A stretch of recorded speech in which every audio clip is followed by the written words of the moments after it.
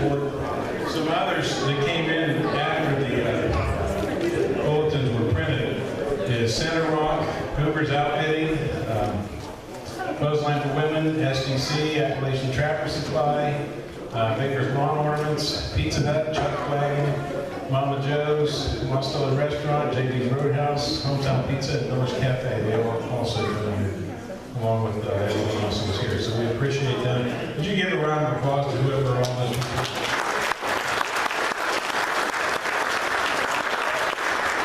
Can I ask if any of the people are here?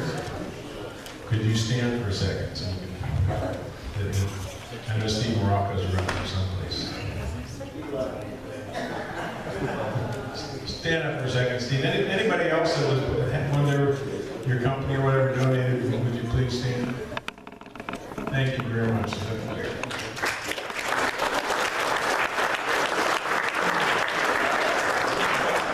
We're going to get started with Mike here in just a second, but beforehand, we're going to do before it starts.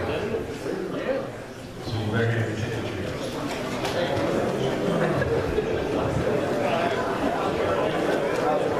Dixie, can you draw one?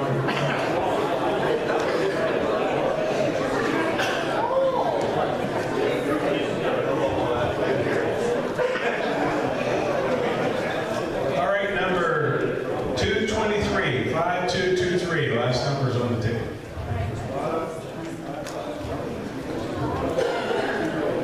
Got a nice snap-on hat here. 5223. There we go. We can throw the others.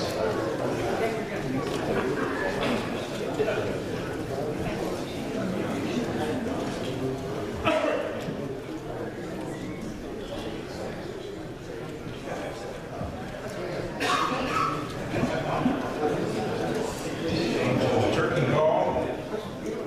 5262. 5262.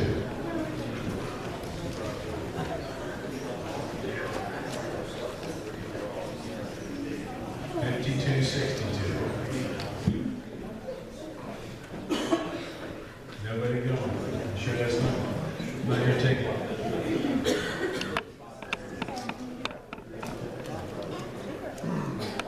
$51.46.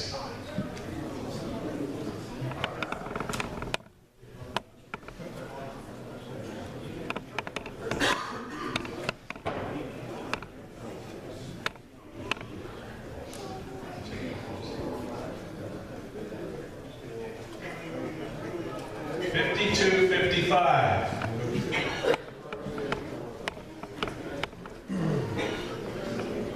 $52.55. Set them up here.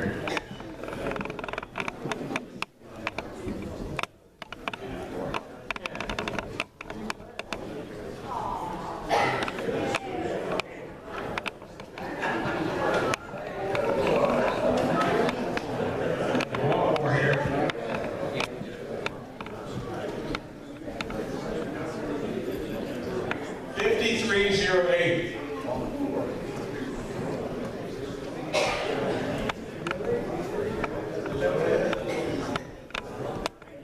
Thank you.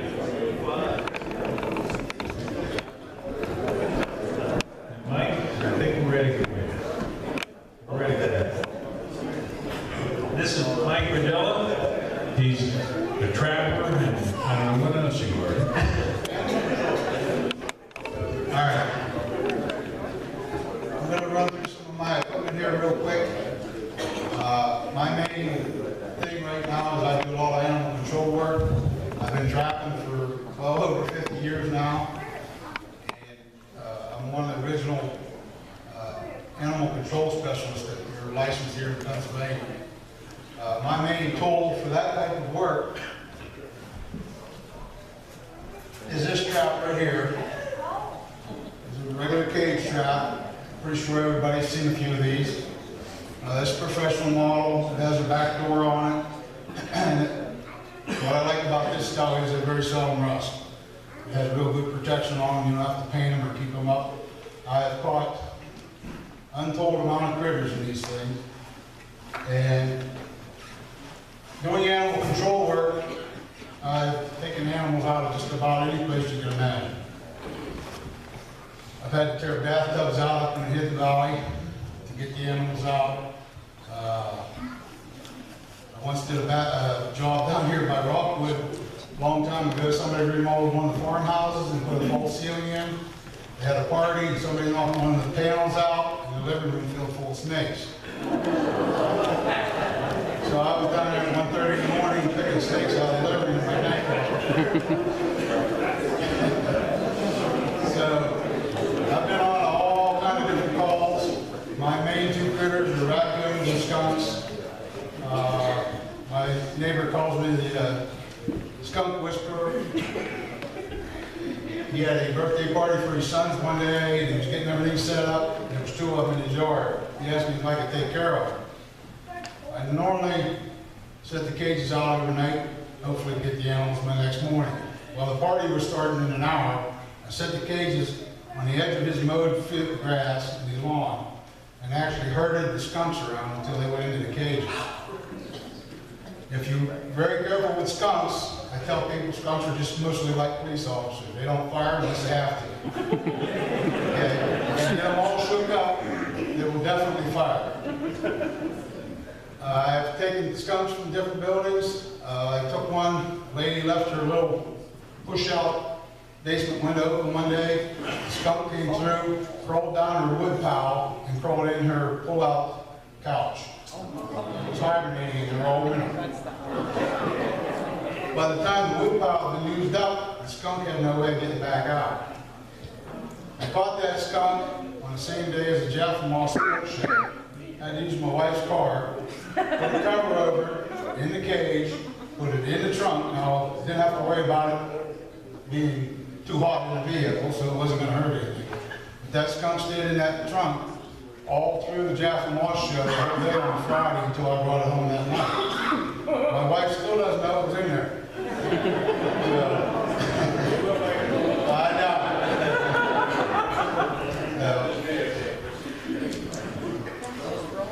This is a skunk belt here. At one time, this was what they called a star skunk. All it is a color variation. You'll have them from hardly any stripes to almost totally white across the back. At one time, this skunk was worth a week's wages in the mines. Guys used to go out and dig them out of the dens just to get it on these star skunks. Now, the other skunks were worth money also, but this was the top-notch one here. Today, in the fur market, it's the one with the nice clear white stripes on it. That's what everybody wants. The skunk fur right now is just mostly a novelty item, and people buy it for like muzzleloader hunters and reenactment groups and that type of thing. Just to show you what I've learned over the last 50 years doing most of this, is I don't only just take the pelt off the animal and incorporate this into a little bit about with the religion and stuff. You don't like to waste what God gave you. And when I take these critters, I try to use up as much of them as I possibly can. On a skunk, I usually get maybe $5 to $8 for the pelt. I save the fat off the skunks. I get like $10 to $12 a quart for the skunk fat. The essence of the skunk, the part everybody doesn't like, goes from anywhere from $18 to $24 for an ounce. A large skunk about over an ounce in it. I've shipped skunk quill, which is what it's called, or skunk essence, from here clear to Alaska. It's a very, not a demanding quality thing, but when people know that you do it, and then there's a market for it, they'll usually get a hold of it. A lot of times they use it in Alaska and Canada, because when it's 40 below zero, there's not much you can smell, but you can still smell skunk. So they use it to catch other animals. Also, I used to take the skulls from almost all the animals, either have them sent to a beetle farm where they're totally cleaned off and you can use them for museum pieces and that type of thing. I used to have a lot of school teachers call me and run certain skulls for biology classes and so forth. So I used to be able to sell that. I've also taken the teeth out of a lot of the critters. Wrapped them up, made jewelry and so forth out of them. There's 3 of them here. Well, they're not teeth. I have 2 here, one's with license tooth, and And there's 2 arrowhead necklaces here. There's some other stuff that I use when I'm out doing checking stuff for traffic. The skunk fat, I can sun render it down, put it in clear jars, let it sit out in the sun, render it down. It's used as oils for other animals. It's a real greasy, oily smell, and it sticks to just about everything. So, just to show you, that I personally, when I take an animal, I try to use as much as I possibly can. Not waste any of it. To finish up on that skunk, is I take the rest of the carcass, take the innards out, that I do discard. I chunk it up into chunks and I use it for fox and coyote meat. I very seldom, I'm not a person that spends a lot of money on stuff that I can use just by what I'm doing to begin with. So there's a lot of these critters that can be used to catch other critters. A lot of this stuff can be eaten. We've just had, and God bless the cooks, matter of fact, that was some good eating down here tonight.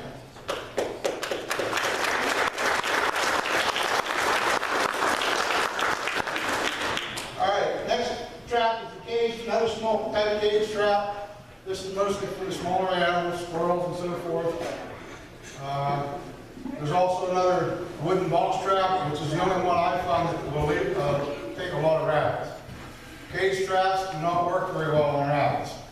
The old style wooden box traps are about the best option you have if you have a rabbit problem. The only other solution I've ever found that really works to a rabbit problem is a good pellet gun. So if they're eating your garden out in the spring and so forth, you can call me and pay me for do it. But if you go on a QT, just add a little lettuce to the pot and put the rabbits in there with it. There's a lot of things can be raised in the garden that don't necessarily grow out of the ground. All right. Some of the other equipment, I'm going to just breeze through this real quick. I'm going to hold this one up. This is here for one reason only, because Steve Rockwood is sitting out here. This is to keep the troublemakers down. This trap's over 100 years old. Okay? Still viable trap, still plenty strong. I still have a hard time setting it. But we've gone from this. This is what our pioneers used. This style trap, most of them are hand forged in blacksmith shops. There's a lot of different kinds made. Down to the modern trap,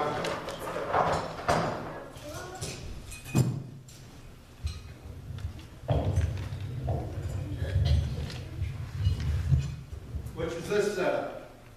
This is called a coil spring. We use a double cross stake on them. The main reason we have to do a cross stake on traps nowadays is because we have coyotes here. Okay? A coyote will demolish a normal fox trap. Guaranteed. He'll take about 3 jumps after he's caught in there and just fly in about 8 pieces. You have to have a heavier trap, which this is a number 2 round jaw. You have to have a way to hold him in the ground. If you use a single stake, the coyote will sit there and jump straight up and down and pull that stake right out of the ground and take off, which I don't want.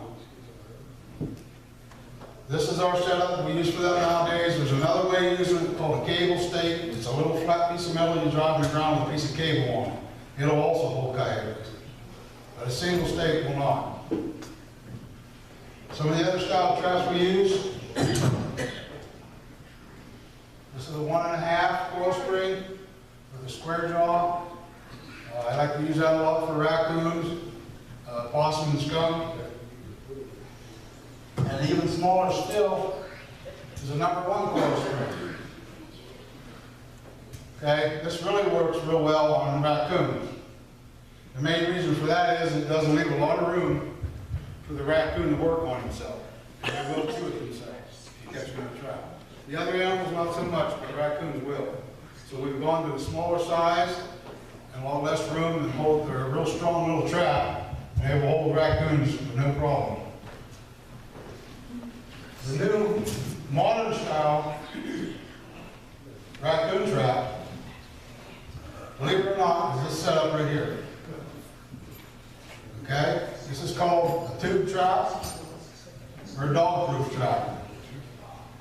You compress this lever, this pushes it down, the trigger's in there. When they reach down in there to pull the bait out, you hit the trigger, and it's just like the whole paw is stuck in here. can't get at it. Okay? Probably the new hottest item as far as being humane to the raccoons. You'll occasionally catch a possum in one of these traps, but this is mainly a raccoon type trap.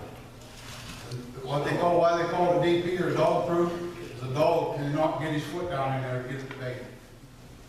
They might knock it around, pull on it or whatever, but unless they have an actual sort of an opposing thumb like we do, if they can reach down in there, they won't set it off.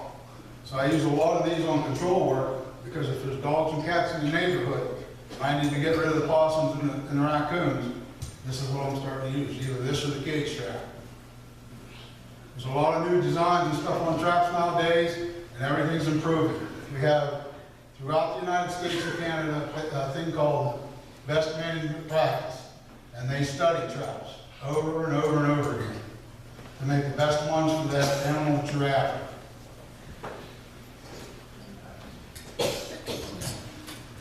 The next one I'm going to hold up here is an old standby. It's called a trap. This is a more killer type trap. These have to be used in the water here in Pennsylvania. You can't set these on land. In Canada, you can use these above land, but not here in Pennsylvania. In a lot of states, you can't set these unless they're actually in the water. This one, you actually have to swim through that little square, and then it snaps shut on their neck and their head, and either drowns them or kills them right there.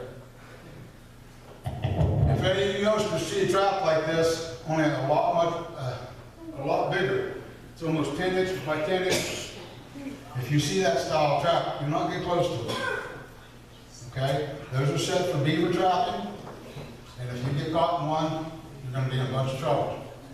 Personally, I'm not talking about whether you were bad or not. I just don't want to fool with it.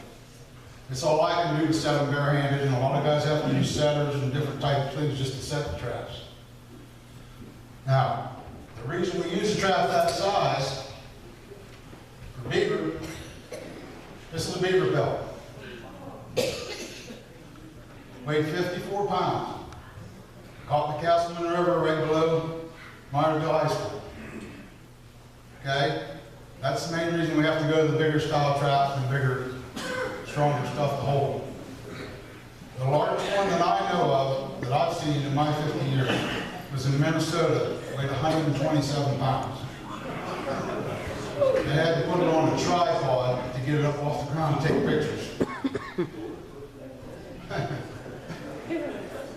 Okay? At one time, prehistoric would weigh over 500 pounds. I saw a skull in a museum in Wisconsin. The two front teeth were about 1.5 inches wide per tooth.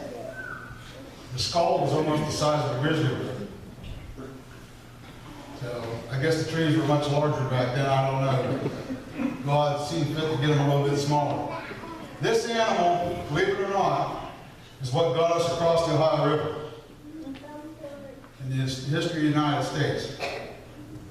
Okay? We didn't know there was gold and silver out west. But the frontiersmen knew there was a lot more beaver pelts out there, and that was their brown gold. This is what discovered the United States of America. The frontiersmen pushed them further and further and further out west to find more and more beaver pelts. These were used as money. Beaver pelts to the frontiersmen were like our $20 bills, the $5 or $10 bills. Took so many of them to buy whatever you were going to buy. They had hardly any of them need for cash. They would bring these back to the rendezvous or to the fur post and trade them for more supplies to back out and do it again. Okay? A lot of people said to me, I was born about 200 years too late, because that's what I should have been doing, or maybe I was doing it one time. But I don't think so, because most frontier mountain men never lived past 40. They were past 40. A lot of the old westerns and stuff, you used to hear people talk about the graybeards. Well, that was a respectful term back then, because not many of them lived around for the hair to turn white or turn gray. It just didn't work. Okay. A friend of mine said when I first learned how to trap, he said, think big. So when I made my carry-all, I made it so I could carry a few critters. Again, I'm kind of a cheap person as far as buying stuff. You can go out and buy fancy backpacks and fancy equipment, but I like to learn how to use stuff that I can pick up and learn how to reuse it, and recycle it, and whatever. So this is an old 30-gallon plastic. Took a couple heavy pieces of old hay-loft rope, made my pack basket out of it. I've carried 10 beaver traps and setups and 2 full-grown beaver in this thing, a mile and a half back to the truck a couple different places I brought it out with 4 or 5 raccoons in it. So, keeps my hands free in case something else jumps out and I can shoot it on the way back to the truck. After I have my traps out, I take this is my remake. When I go out and reset things, it has a couple items in it, some lures and baits and what have you, and extra tools, and other parts that might need in the trap. These are very efficient. Most of the guys I know that do a lot of fox and coyote trapping, after they have the traps out, this is mainly what they work with. They have a bag like this, carry their equipment in, and move in and out, get the trap set, get out of there, go somewhere else. The only difference between an amateur trapper and a professional trapper is the amount of traps he puts out. Okay? Professional trapper, when he gets to 400, he thinks maybe he's got a trap by now. Most normal trappers, if they get 20 or 30 out, they think they're pushing. Okay? I know 2 fellows from Canada that I used to go up there and visit with. They used to set a beaver line out. They trap a little bit different in Canada. They're trapping through 4 or 5 foot ice. And they have what they call a stop sign. They have an old pole that they stick in the ground with a cable for snares on each side. Looks like a light for a drag racing contest. And then beaver come out and they hit each one. As it fills up from the bottom up, they'll just keep coming up over top of the one that's in it. In an 18-day period, the 2 guys that I met up there got 258 beaver. By doing it that way. Now, we're not allowed to use that system down here in the United States, Pennsylvania, but that just goes to show you what different methods and stuff we come up with over the years.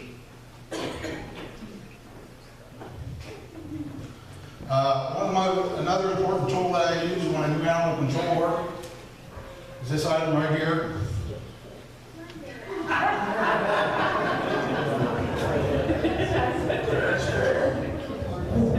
This is for relocating animals.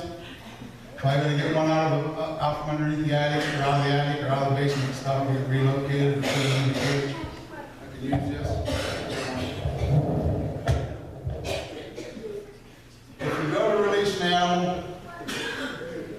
This is a real good tool. You can also use a piece of plywood with a beam notch cut in. You can push it down over. Even if it's your own dog and you want to get him released, you might be a little mad. So you might want to put something between you and him before you get that trap off his foot.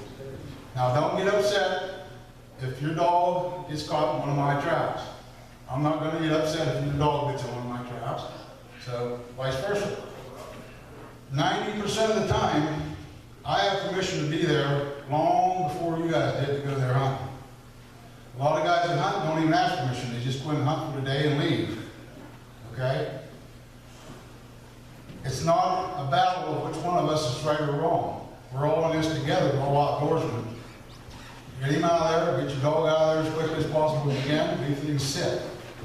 Also, if you're out and you see animals in traps, don't do me a favor and shoot it for me.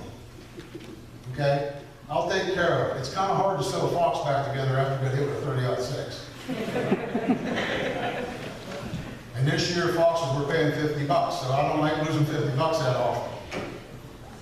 So, if you think something's wrong and there's a fox in that trap 3-4 days in a row, call the game commission.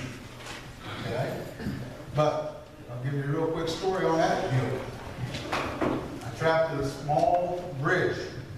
Every year I trapped. There had traps on both sides of it, 4 or 5 traps under there. The lady turned me in for not checking my traps. And we were pretty good friends. I said, well, why'd you do it? She said, well, every morning I drove past. She said, for 4 mornings in a row, you had a raccoon. It was on the same one on this side, one on that side. I just shook my head. I said, why didn't you just ask me? She said, why? I said, because I've caught 8 raccoons here. It wasn't the same raccoon. Two different raccoons every morning. So, what you might assume that you think is happening with this situation could be a totally different subject. I was telling earlier, about 20-some years ago, about an animal-loving woman thought she was turning a dog loose. This was like 25, 30 years ago. Took her dog carrier cage out, got all clawed up, bit up, finally got the dog in the cage, took it to the vet, found out she took somebody's coyote out of it. She had to get rabies shots, they had to call the trapper up, it was a big ball of wax. So be careful with what you assume might be going on out there. Some of the other stuff we have here, I'll run through it real quick. These are stretchers. Each animal has a size and a form that they want nowadays. This is mainly for large male meat.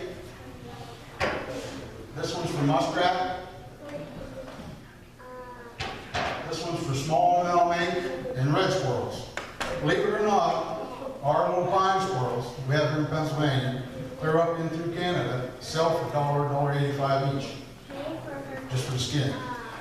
If they're put upright and they're caught after November. This is a wire stretcher. I personally don't recommend wire stretchers unless you're very meticulous in keeping them clean. What happened is a lot of guys get lazy and they don't clean them from year to year, and then when they tan the pelt up, it falls into two pieces because there's a crust on this. When they tan it, it acts like a sort of like a knife cut. The pelt just falls into two pieces. And the furriers don't like when that happens. So if you use a wire stretcher for any type of animals, make sure you keep them well cleaned and well polished up and cleaned off, protecting the pelt. This is a regular fur stretching board. This is for coyote. Okay? Most canines, the red fox, gray fox, coyotes, and bobcats are all turned, after they've dried part way, they turn with the fur back out. The other animals are left with the fur in. So, my largest coyote here in Pennsylvania, I've caught to date, was almost 50 pounds. Out west, if you get a coyote that goes over 35 pounds, it's an event. Around here, in Pennsylvania and Ohio, the pups of the year will do that. Somewhere along the line, our eastern coyotes have crossbred with timber wolves. Now the DNA is still there, but they've lost a lot of the wolf characteristics. But they still have a touch of it in there, and that's why they get as big as they do.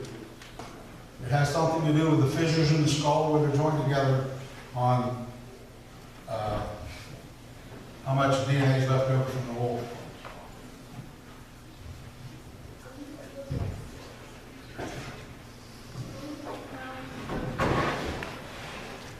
Now when we use a wooden stretcher, you use flat little skinny boards. This is for the coyote board. You use appropriate sizes per animal. You want to put a little board up underneath as they're drawing to keep the pelt up off the board, because if it dries without that board in there, you have a heck of a time getting it back off. You have to leave a little room there so you can loosen the pelt up and get it back off. All right, we're going to go through these pelts animals quick. After I'm done talking here, if anybody wants to come up and look things over, you're more than welcome to come over here. This is a coyote. The trouble with most of our coyotes is they're never very consistent in color. Like if you guys see a raccoon around here, you see every raccoon look pretty much the same. There's probably not two coyotes that ever match in Pennsylvania as far as color of the fur and the length and that type of thing. Next we have the red fox. Like I said, this year these were paying close to $50. Some of the real heavy ones push $100. We don't get many of them right here, but up in the New York State and Canada, where the red fox pelts are a lot bigger and heavier. We touched on the skunk. I have here, this is groundhog's pelt. If you come up later, I'll show you why I have this here. If you take the groundhog's pelt and press it backwards, like that, you can see down to the skin. Okay? That's the reason they have to hibernate. They get very little fur on their belly, and they have no underfur. So they either better get in out of this weather or they're not going to be here next spring. That's the difference between a fur bear and just an animal with a regular hair coat on. Most fur bears have an underfur with an overguard here on them. This is the Pennsylvania bobcat. We now have a season on them. It's one cat limit per year. You don't have to buy a permit anymore. But I always manage to catch them 2 weeks before the season comes in and 10 days after it goes out. So they're a beautiful animal.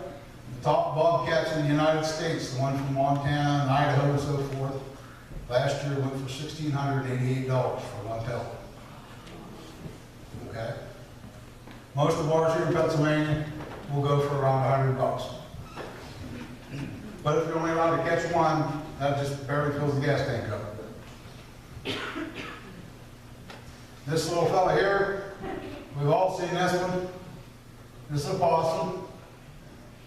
Okay? All you guys that hunt, if you hunt turkeys, you hunt pheasants, grouse, ducks, geese, believe it or not, that's their #1 predator. Okay? How can a possum catch one of them? They don't.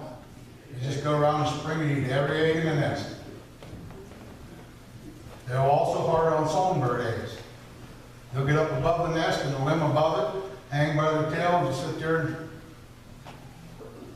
have breakfast. Okay?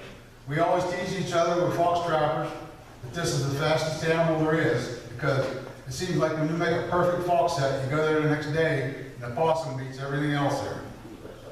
So, believe it or not, these sold at our first sale this year for $6 a piece. The best I ever did was 9 something. I pretty much skin every possum I catch.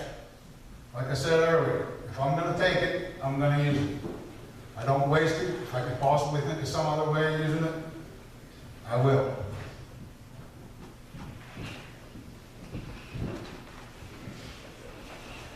We'll do this real quick. These are both the same animal. Okay?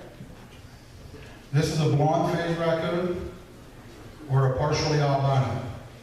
They very seldom ever get totally white. Maybe 1 out of 10,000 occurs. This is my stump animal. When I take it to schools and go to do classes and stuff, I'll lay this one on the table and have everybody guess until somebody finally gets it right. This is a normal raccoon. And I've seen raccoons go from totally black, like a black bear, to this yellow. Every color in between. This one was the topic of many discussion here already this evening. These were not reintroduced into Somerset. Okay? These are Fisher. This is a female Fisher pelt. The males are probably another foot longer, and they're real dark black. When these critters move into the neighborhood, there's not too much to say. Cats, house cats, squirrels, rabbits, whatever. We'll take it. Take them real quick. These were introduced into the Poconos Mountains and into West Virginia and Maryland. And they met up here in Somerset County, the 2 different groups that were relocated. This is a very original Pennsylvania animal. They used to be really prolific in New York, in the big timbers of New York State. And they were very valuable there. At one time, Fisher pelts used to bring close to $200.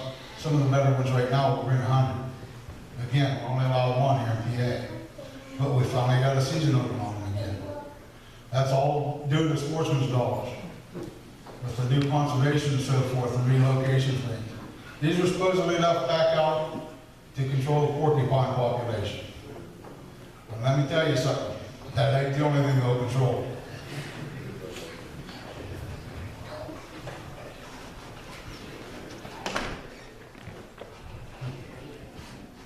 Next one here, gray fox.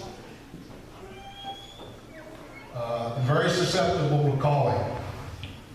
It's hard to catch a lot of gray fox trapping anymore because usually by the second week of the season, the callers have most of them killed. So, the interesting thing about gray foxes is you can have coyotes and gray fox in the same area. You very seldom have red fox and coyotes in the same area. This little guy can climb trees. He's only got to be fast enough to get to the closest tree. Coyote can do about 32 miles an hour, red fox about 24. Guess which one turns into supper? I've had coyotes taking a fox out, a red fox out of one of my traps and cover this room with the fur from it, in the pieces, they don't eat them, they just hate them. They tear them apart into tiny little bits.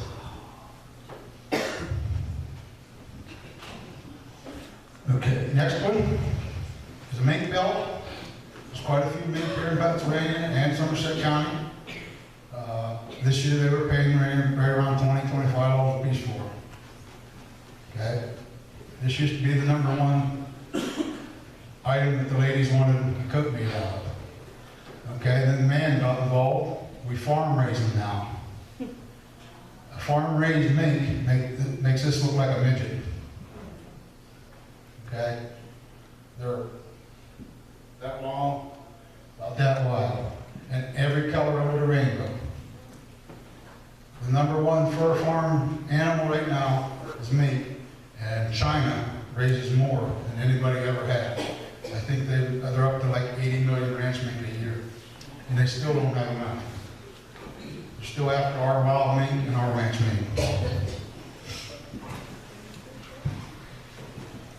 This one we don't have a season on here in Pennsylvania yet. We're hoping to.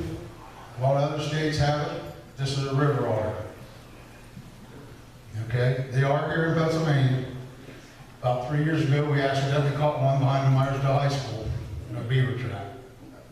The Game Commission has it, but it was 58 inches long from the nose to the tip of his tail. Again, good otter pelts, $80 to $120. Depending on where you caught them, what state you caught them, how good they are. One of the most durable furs there is. If you have a coat made out of otter, it's going to take probably 2 lifetimes to wear it out. They're very durable.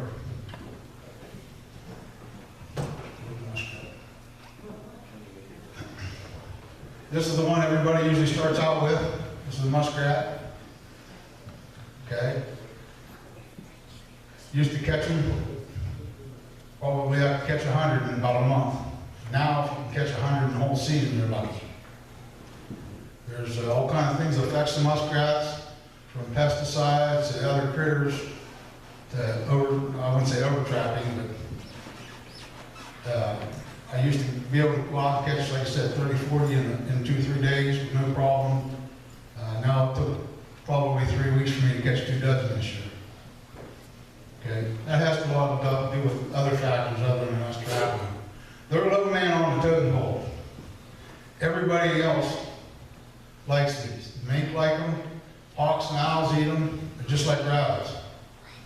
Okay, they're a food source for a lot of other critters. So hopefully they'll come back with better water quality and stuff around here. Hopefully we get a better muskrat back. A lot of other states still have good muskrat populations. Again, I know not spring season here in PA anymore. Muskrats are paying on average $10 a piece that year. They come home with 580 some of them, or 5,800 some.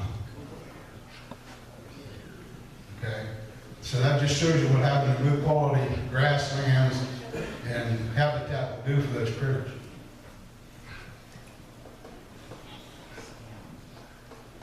Last but not least, are weasels. We have we started clearing out all the old fence rows and stuff, the old stone rows and split rail fences and stuff. That was habitat for the weasels, and we lost a lot of them. But they are coming back here in PA. Once they turn white, they're considered ermine. Okay? That's what the kings and queens used to always want, ermine coats. You can see why they had to be so expensive. It would probably take 10,000 on them to make a coat. Okay.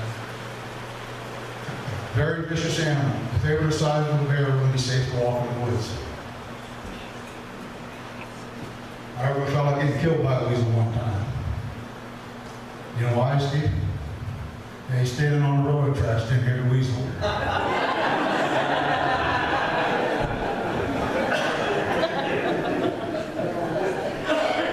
And here we are back to the beaver. This is a tan beaver. It's already put up. Just to show you the color variation. I've been to Canada to their grading station. Not counting colors, they have 64 grades of beaver pelts. That's not counting the size, that's not counting the different colors. So, you wouldn't think, I'll finish this up here, but you wouldn't think that being a backwoods trapper from Pennsylvania would be all that important. But believe it or not, with the political climate we have here in the world today, we're actually involved in the Russian conflict and Chinese problems, because there are two major fur buyers.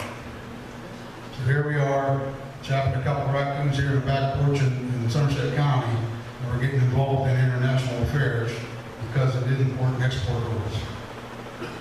So, being out there with growth critters, I can tell you this much. What I've caught, what I've got for it isn't near as important as what I've got in here from it. One of the best mornings I had, I walked up to a place where I had 6 traps set, which is very unusual. I had 4 fox. Right behind the 4 fox was a 10-point buck walking behind all 4 of them with a flock of geese, and the sun coming up between the geese and the deer. It's daybreak. I'm telling you what, God paints real good pictures. That one will never leave me. So, all right, if anybody has any questions when we're finished here, come on up. We'll go through some stuff. Also, anybody that has children with them, I have some animal cards here. They're like baseball cards. They have animal information on them. If you need to do a report for school or something, you can use them for references.